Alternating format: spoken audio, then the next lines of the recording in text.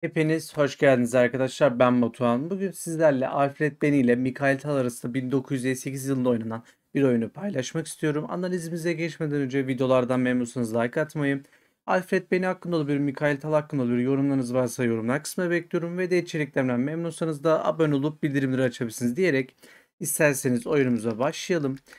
Alfred Beni beyazlarda, Mikhail Tal'da siyahlarda. Burada Alfred Beni E4'ü tercih etmiş. C5 hamlesinden sonra C4, at C6 ve at C3 hamlesinden sonra burada Tal'ın tercihi aslında at F6 hamlesini tercih ederek İngiliz açılışını simetrik varyantı diye geçen bu aslında varyantın tercih edilmiş diyelim sevgili arkadaşlar oyuncularımız tarafından. At F6'dan sonra burada D3 oynandığında şimdi dikkatli baktığımızda D6 oynanabilir ya da E6 oynanabilir. Bu tamamen sizin tercihinize bağlı. Burada E6 tercihi yapılmış. Belki D5 yapılması planlanıyor olabilir. Şimdi burada F4 hamlesinden sonra benim dikkatimi çeken bir durum var. Burada D5 oynanabilir mi? Evet, aslında burada D5 planlandığı gibi de oynanabilir. F4 bunu engelleyen bir durum ya da bir hamle değil. D5 hamlesi oynandıktan sonra Tal tarafından şimdi E5 hamlesi oynandığında ise at G8, at F3, at G E7. Dikkat ediniz G8'den direkt manevramızı yaptık ve dikkatli bir şekilde yine aslında F5'i de sürülebilir ya da D5 piyonunu da sağlamlaştırarak savunmasını aslında bir güzel hamle yapmış olduk at G E7 hamlesiyle. Şimdi burada fil E2 hamlesinden sonra at F5. Dikkat ediniz dediğim gibi at F5 de önemli bir hamle. Merkeze bir şekilde aslında burada taş getiriyorsunuz ve tabii ki bu karelerin ilerleyen safhalarda daha doğrusu sizlerin aslında yerleşmesini, piyonlarınızı da hatta yerleşmesini sağlayabilecek bir hamle diyebiliriz. Burada şimdi kısa roktan sonra fil E7, vezir E1 ve kısa rok yapıldıktan sonra beyazların konumunu incelediğimizde biraz hafif geride olduğunu görüyoruz. Yani siyahlar hafif üstün durumda. Peki biz burada ne yapabiliriz? Burada aslında iki tane yapılabilecek hamle var. Arkadaşlar burada şimdi G4 hamlesini tercih edebilirsiniz ama bu hamlenin ben biraz riskli olabileceği düşüncesindeyim. Şimdi acele bir şekilde ya da şöyle diyelim agresif bir şekilde G4 sürmeye kalkarsanız ileride şahın güvenliği ile alakalı sıkıntılar yaşayabilirsiniz.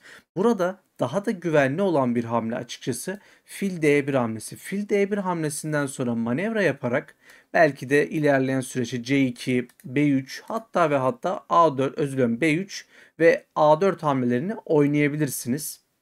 Şimdi burada peki biz neden filmimizi manevra edelim? Hani ne gerek var diye düşündüğünüzde arkadaşlar burada atınızın bence E2'den ya da işte G3'e doğru getirilmesini sağlamak zorundasınız. Çünkü atınızın burada bence pek işlevi kalmadı.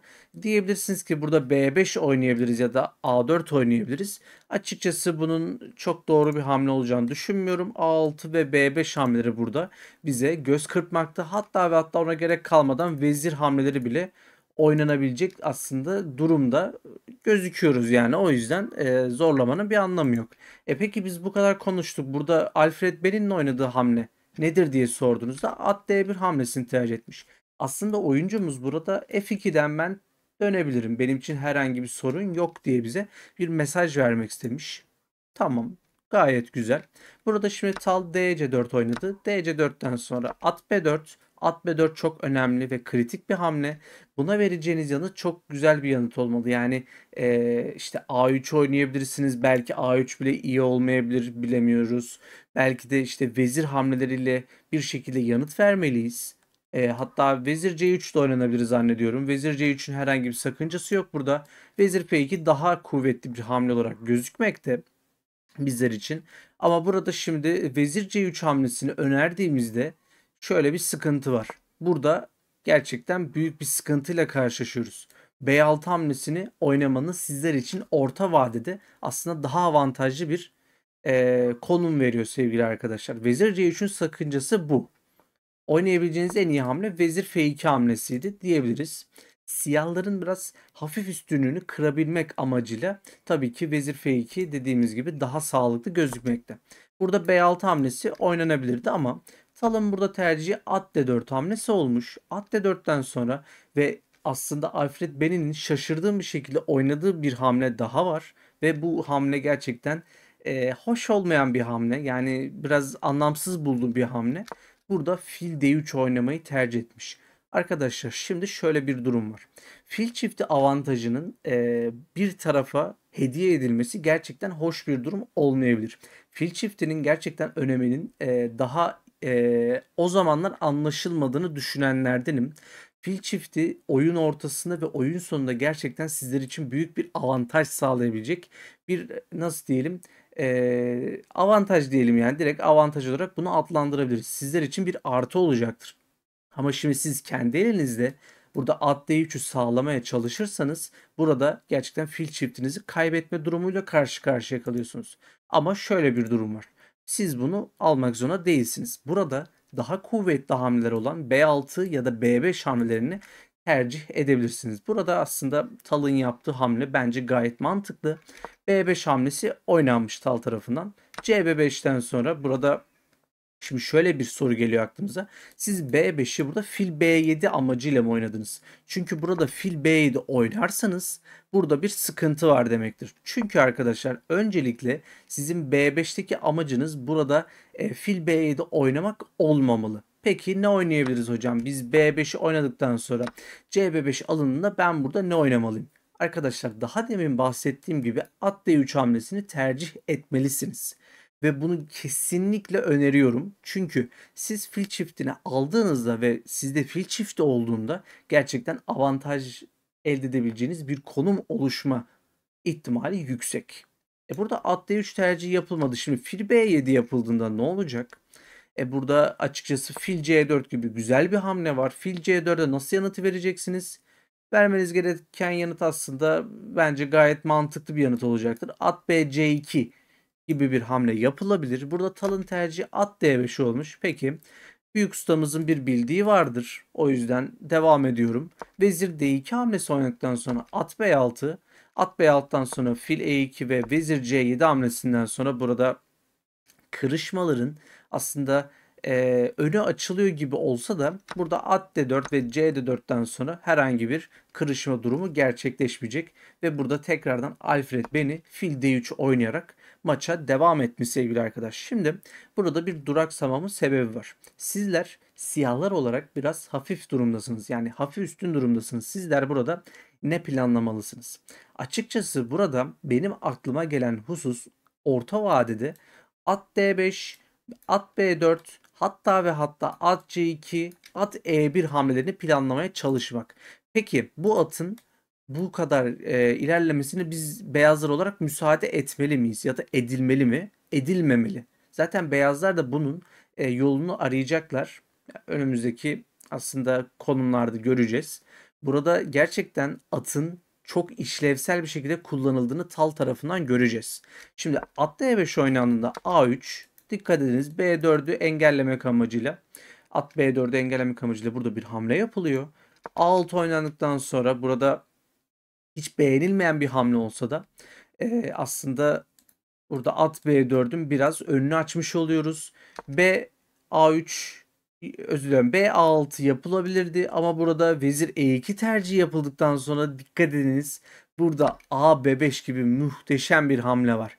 Ve bunun üstüne Alfred Beni gidip burada fil B5 aldığında büyük sıkıntılarla başlıyoruz.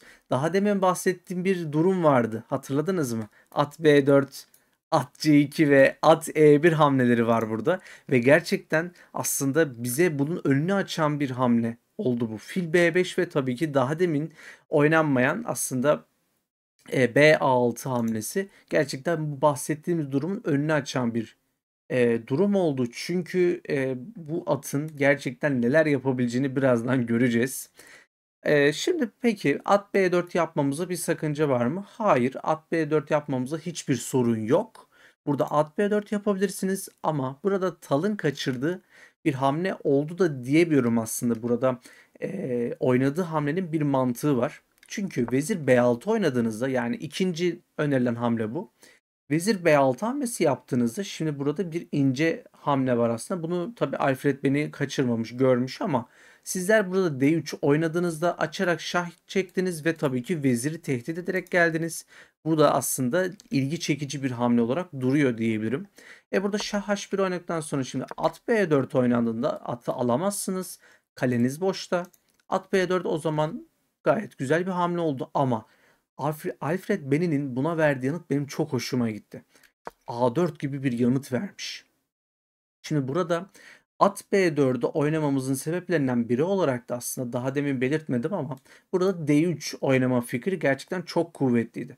Şu an bu hamlenin oynanması çok mümkün değil aslında. Ama Tal'ın farklı düşünceleri var. Burada D3 oynamayı tercih ediyor. Baktığınızda şimdi gerçekten bu adam deli mi? Neden D3 oynadı? Yani böyle bir şeye gerek var mıydı diye sorduğunuzda hatta ve hatta zaten burada konumun eşitlenmesine sebep olacak bir durum ortaya çıkıyor. Vezir F2 oynadığınızda daha demin okla gösterildiği şekilde. Vezir F2 oynadığınızda durumunuz yani konumuz eşitleniyor ve tabii ki vezir takasının da önü açılarak burada beraberliğe doğru bir yelken açılmış oluyor ve açıkçası bu şu anki konum üzerinde hiç hoş bir durum değil. Ama Alfred Beni'nin ben açıkçası anlayamadığım bir şekilde vezir G4 hamlesinden sonra artık konum geri döndürülemez bir şekilde burada artık kazanca değil de kayba doğru gittiğinin aslında farkında olmadığını düşünüyorum. Alfred Beni bence bu durumun farkında değil. Talama tabii ki burada büyük ustalıkta şimdi at C2 oynadıktan sonra kale B1, kale F D8, kale F D8 çok önemli. Dikkat ediniz D2 burada çok kuvvetli.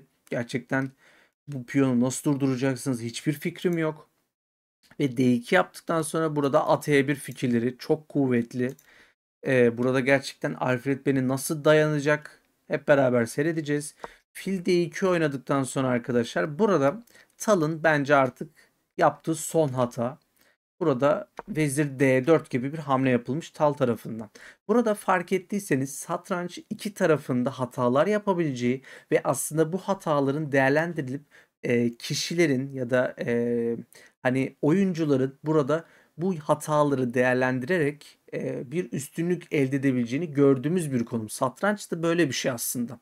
Siz bir hata yaptığınızda rakibiniz bunu görmez ise oyuna aynı şekilde devam edebiliyorsunuz. Ama rakibiniz işte örnek veriyorum sizin bu hatanızı fark ettiğinde ise sizler gerçekten sıkıntılı bir duruma düşüyorsunuz. Buna çatal örneğini verebiliriz. İşte yani nasıl diyelim burada açarak şahları örnek verebiliriz. Bir sürü örnek verilebilir. Bu sebeple satrancın aslında bu özelliğini de çok seviyorum diyebilirim sevgili arkadaşlar. Şimdi burada fil C3 oynandıktan sonra vezir D5 ve burada bence Alfred Beni'den son büyük hatalarından biri geliyor. Kale F3 hamlesi. Kale F3 hamlesinden sonra o kadar kuvvetli bir hamle var ki bu hamle muhteşem bir hamle. Arkadaşlar D2 hamlesi geliyor. D2 hamlesinden sonra F5, F5 ve vezir F5'ten sonra artık atımızın güzel yolculuğu başlamış oldu dedik ya daha demin. Gerçekten at D5, B4 ve şimdi de arkadaşlar burada at E1 gibi çok güzel bir hamle oynanıyor ve siyahlar gerçekten artık üstünlüğü ele geçirmiş durumda. Sizler at B1 hamlesinden sonra kale G3 yaptığınızda hiçbir şey fark etmez.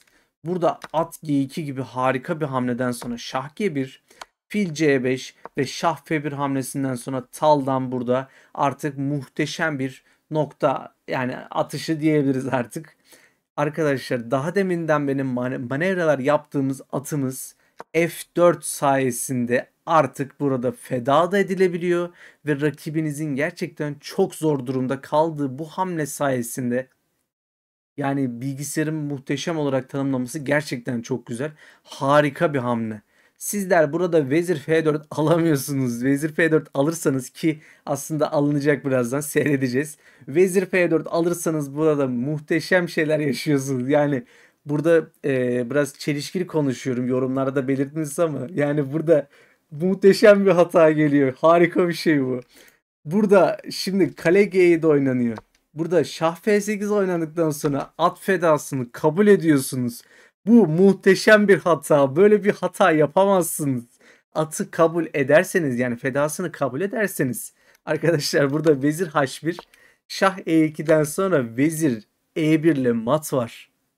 Bu böyle bir şey kabul etmeniz mümkün değil. Harika bir şey bu. Tal'ın gerçekten bu yaptığı hamleyi incelerken harika yani. Gerçekten satranca bir kez daha bağlandığımı ifade etmeliyim. Şimdi dediğim gibi çelişkili konuşuyor olabilirim. Bunlar benim tabirlerim aslında. Arkadaşlar siz vezir F4 alıp burada muhteşem bir hata yapamazsınız. Çünkü dediğim gibi mat oluyorsunuz. Yani daha ne diyebiliriz? Burada Tal noktayı koymuş.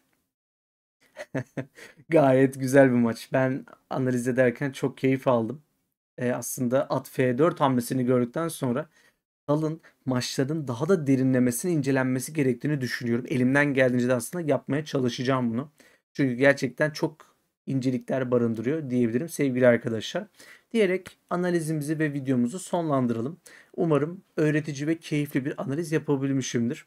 Bu konuştuğum çelişkili şeyler bana ait. Muhteşem bir hata, işte bilmem ne bilmem ne. Ben konuşuyorum öyle. Sizler fazla şey yapmayınız. Bunlar benim tabirlerim arkadaşlar. Lütfen o konuda şey yapmayınız. Diyerek umarım videoyu beğenmişsinizdir. Videoyu beğenseniz like tuşuna basabilirsiniz. Tal'ın bu muhteşem at F4 hamlesi. Ben bu hamleye çok bayıldım. Muhteşem at F4 hamlesi hakkında olabilir. Mikhail Tal'ın kendisi hakkında olabilir. Ve Alfred Beni hakkında da olabilir tabii ki. Yorumlarınız varsa yorumlar kısmına bekliyorum. Ve de içeriklerimden memnunsanız da abone olup bildirimleri açabilirsiniz diyerek videomuzu sonlandırmak istiyorum. Kendinize iyi bakın. Satrançta kalın.